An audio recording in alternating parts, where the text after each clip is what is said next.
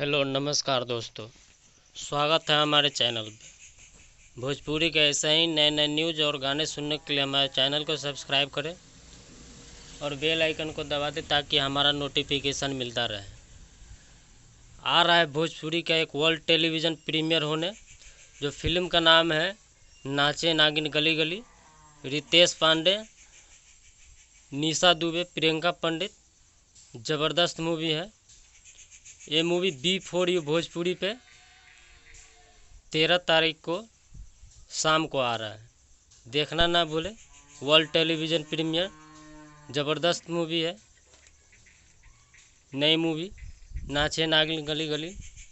रितेश पांडे, निशा दुबे, प्रियंका पंडित। ऐसे ही भोजपुरी के नए नए गाने सुनने के लिए हमारे चैनल को सब्सक्राइब करें और बेल आइकन को दबा दें ताकि हमारा नोटिफिकेशन मिलता रहे। देखने के लिए धन्यवाद। Thanks for the watching. 13 तारीख शाम को 7 बजे देखना ना भूले B4U भोजपुरी पे।